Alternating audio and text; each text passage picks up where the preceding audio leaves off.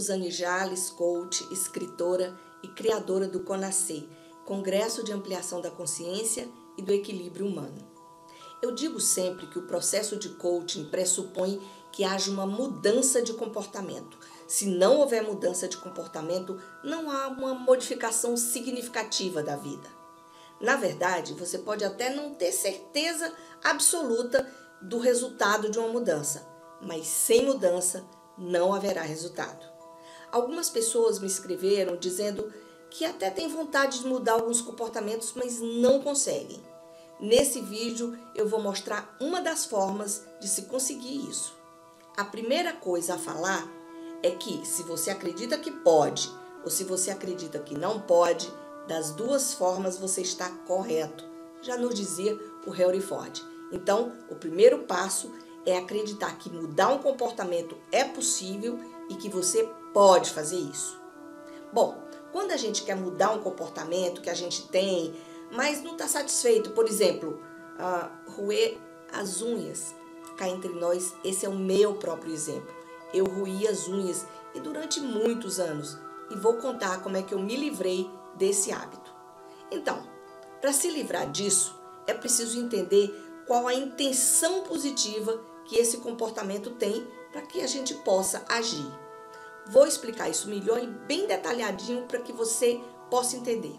A programação neurolinguística, PNL, nos ensina que todo comportamento, em algum nível, tem ou já teve uma intenção positiva, pelo menos do ponto de vista de quem o pratica. Não sei você, mas ao saber disso, isso ficou martelando, me deixou meio intrigada.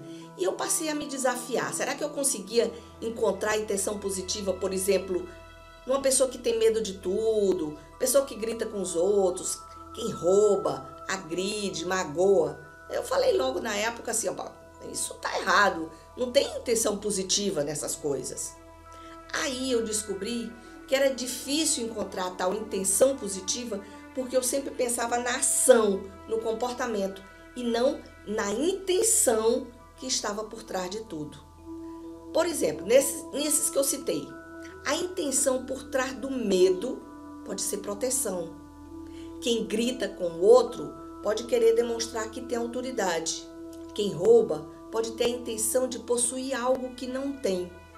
E quem agride, magoa, pode ter a intenção de se defender, de não se sentir acuado, de descarregar a raiva, por aí.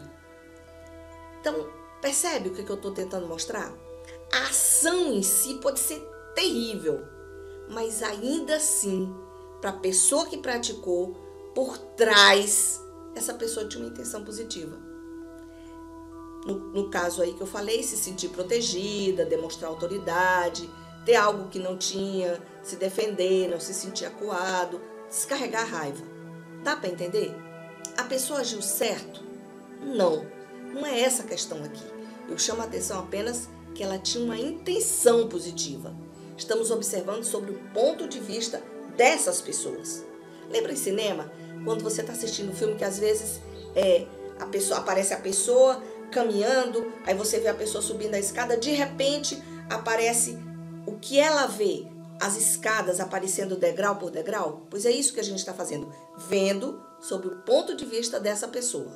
Pois é, a questão aqui e principal é que as escolhas dessas pessoas de como agir eram limitadas. Elas acreditavam que só tinha aquela forma de fazer ou que aquele era o melhor jeito para obter o que queriam da maneira mais rápida possível. Então, a questão aqui foi a limitação da escolha da forma de agir. Mas não é isso que eu quero falar. O que eu quero é que você consiga ver a diferença entre a ação e a intenção que está por trás desse comportamento. Conseguiu? Conseguiu ver essa diferença? Às vezes não é mesmo fácil. Eu digo que eu penei para aprender a dar uma olhada nisso. Mas aí você me pergunta, e tá certo, tudo bem. E o que isso pode me ser útil? Bom, em primeiro lugar, porque saber disso pode ser a solução para grande parte dos nossos problemas de relacionamento, seja com marido, esposa, filhos, alunos, funcionários, amigos, colegas de trabalho. Você pode continuar a desaprovar o comportamento da pessoa, mas começa a entender por que ela está agindo daquela forma, ou então, pelo menos, procura entender. Isso faz com que a gente tenha um olhar mais compreensivo e nos deixa mais flexível. Para isso, é preciso separar a pessoa e seu valor do seu comportamento, que pode continuar inaceitável. Deu para entender? Bem, em segundo, o que eu considero também de extrema importância é que, descobrindo qual é a intenção positiva que gerou aquele comportamento que a gente quer mudar, nós podemos oferecer para a gente mesmo alternativas que mantenham essa intenção positiva, mas que seja um comportamento melhor. Isso é muito importante, eu vou repetir. É preciso encontrar novas opções de comportamento, mas que consigam satisfazer aquela intenção positiva que a gente descobriu e que não possuam consequências negativas, como o comportamento que a gente está querendo mudar. Deu para entender? Vou dar um exemplo clássico de quem quer parar de fumar para que você possa ficar bem esclarecida.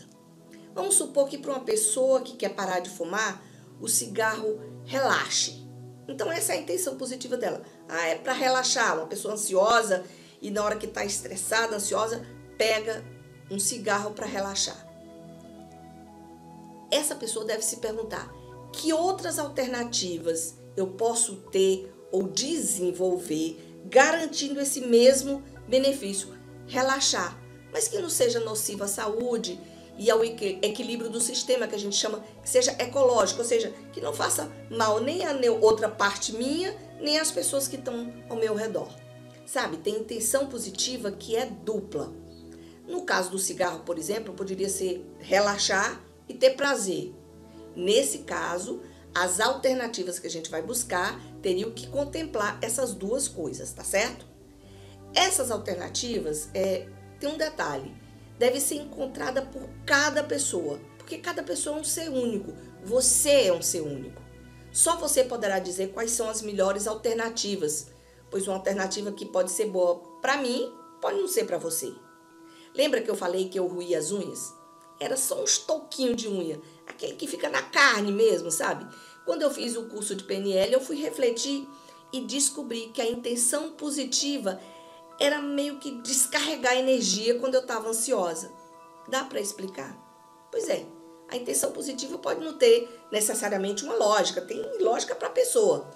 É ela e pronto. Então eu vi que para mim, uma alternativa de comportamento e que mantivesse essa intenção positiva era, sabe o quê? Esfregar as mãos. Na hora que eu estou ansiosa, eu esfrego as mãos e descarrego tudo aqui. Bom, com isso eu parei de roer as unhas. Simples assim. Lembre-se, essa foi minha intenção positiva e a minha alternativa. Pode não ser para você. Descubra a sua. Você pode fazer isso e assim, fazer esse processo de uma maneira melhor. Vamos imaginar, tira uns minutinhos do seu dia para você se concentrar. Quais os comportamentos que você tem que quer mudar? Eu tenho mania de empurrar as coisas com a barriga, procrastinar. Sei lá, eu tenho a mania de roer as unhas. Sei lá, escolha um deles de cada vez. Aí você vai procurar qual a intenção positiva que está por trás desse comportamento. Não importa o tempo que você demorar, mas procure qual a intenção positiva. Depois, você encontra outras formas de agir para satisfazer essa intenção e que sejam ecológicas. Eu já falei sobre isso. Aí é só escolher uma delas e colocar em prática. É sempre bom a gente escolher pelo menos umas 3 alternativas. Porque é isso, a gente brinca de dizer que quando você só tem uma alternativa, você não tem alternativa, você não tem opção, você só tem uma. Quando você tem 2, você passa a ter uma dúvida. Mas se você tem um leque de opções, você pode, com certeza, ter uma escolha melhor. Você acredita que a sua mente inconsciente vai fazer essa melhor escolha.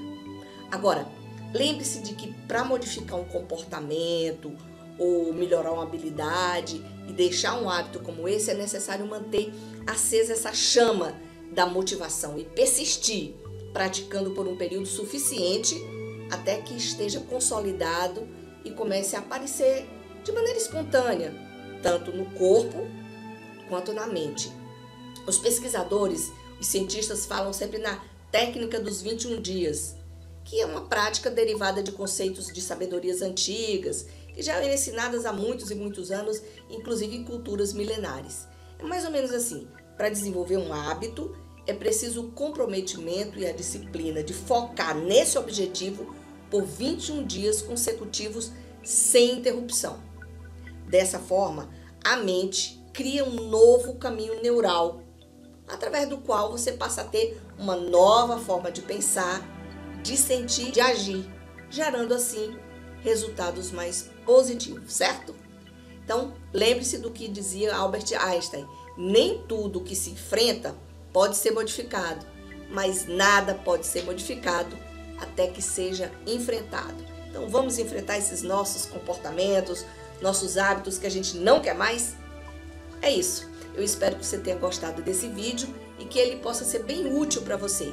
Se gostou mesmo, dá aí um curtir, compartilha com os amigos, com pessoas que você sabe que possam estar precisando de alguma forma de uma forcinha nessa área. No meu site tem muitos outros vídeos que talvez possam ser úteis para você.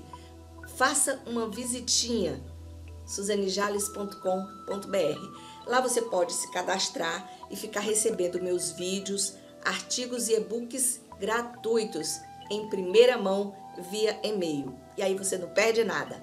Esse vídeo foi sugerido por algumas pessoas. Você também pode dar a sua sugestão. Eu aguardo você lá, tá bom? Até já já!